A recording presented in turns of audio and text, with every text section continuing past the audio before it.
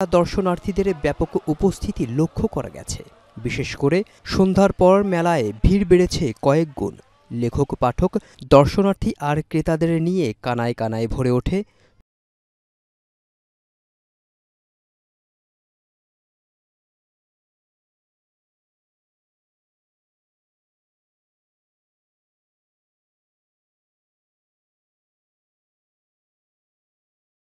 কথা বলি, ধরে নিও আমার মনের গহীন কোণে শুধুই তোমার অনুপস্থিতি।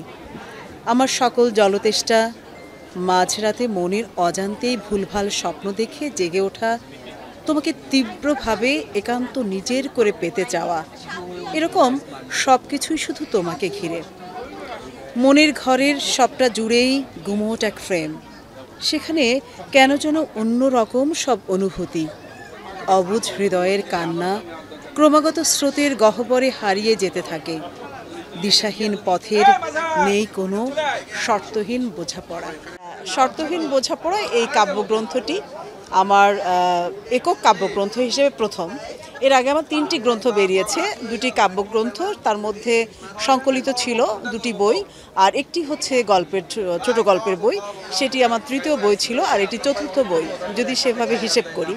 21-এর বইমেলায় আমার প্রত্যেকটি বই প্রকাশ পেয়েছে। কবিতা তো আসলে জীবনের কথা বলে, কবিতা হচ্ছে দেশপ্রেম, রাষ্ট্রপ্রেম, মানবপ্রেম, সব প্রেমের মধ্যে দিয়েই কিন্তু কবিতা তৈরি হয়। মুক্তিযুদ্ধের সময় যেমন কাজী নজরুল ইসলামের কবিতা আমাদেরকে উজ্জীবিত করত, শামসুর রহমানের কবিতা আমাদেরকে উজ্জীবিত করেছে, তেমনি করে অনেক কবির কবিতা কিন্তু আমরা পড়ে আমরা নিজেদের বিভিন্ন দিবসকে উদযাপন করি। তো এই যে জুলাই বিপ্লবের সময় যে অভ্যুত্থানটা হয়েছে, যে বিপ্লবটা হয়েছে, সেখানে আসলে অনেক মানুষকে আমরা দেখেছি নির্মমভাবে শহীদ হতে। তো তাদের প্রতি তো অবশ্যই ভালোবাসা আছে, প্রেম আছে, এবং সেই মানবতাকে ঘিরেও কিন্তু আমার কবিতা আছে এখানে। আমার কবিতার বইয়ের একেবারে শেষ যে কবিতাটি, সেটি আবু সাইদকে নিয়ে লেখা। সেই কবিতাটি দিয়ে আমি শেষ করেছি। শহীদ আবু সাইদের প্রতি একটি কবিতা আছে, সেই কবিতাটিও এখানে স্থান পেয়েছে। প্রেম এবং দ্রোহ সব কিছুই আমাদের মনের ভেতরে নাড়া দেয়।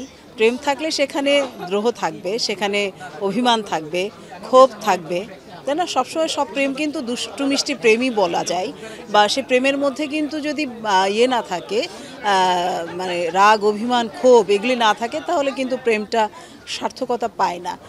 সব সময়ই সুসময় আমরা যদি সেটাকে ব্যবহার করতে জানি।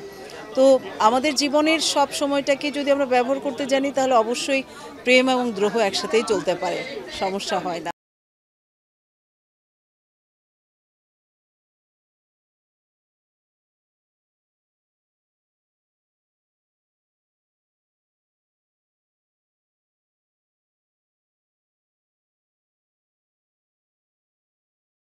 বইয়ের উৎসব, মহাযজ্ঞ, তো আমাদের ভালোই লাগে একসাথে এত বই দেখতে। নর্মালি সাধারণত আমরা দেখতে পাই না, তো নিজের পছন্দ অনুযায়ী আমরা বাছাই করে বই কিনতে পারি। অনেক ভালো লাগছে, অনেক বই দেখলাম, ঘোরাফেরা করলাম, ভালোই লাগছে। আর স্পেসও অনেক সুন্দর, ভালো, সব মিলে আগের থেকে আবার মনে হচ্ছে একটু মানে পরিবেশটা অনেক ভালো, আর অনেক আগের থেকে শৃঙ্খলা ভালো, সৌন্দর্য।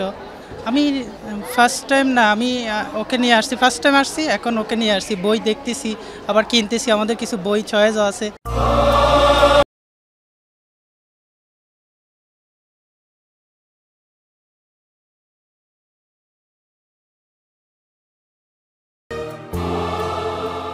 স্বৈরাচারের দোসররা, পতিত স্বৈরাচাররা যেইভাবে বিভিন্নভাবে ষড়যন্ত্র করে এই বিপ্লবকে, এই স্বাধীনতাকে করতে চাচ্ছে, বিনষ্ট করতে চাচ্ছে, যদি এই মুহূর্তে লেখক, সাহিত্যিকরা সঠিক সুন্দর সংস্কৃতি তুলে না ধরে, তাহলে মনে হয় আমরা আবারও বিপদের দিকে যাবে, আমরা আবারও খারাপ পরিস্থিতিকে চলে যাবে।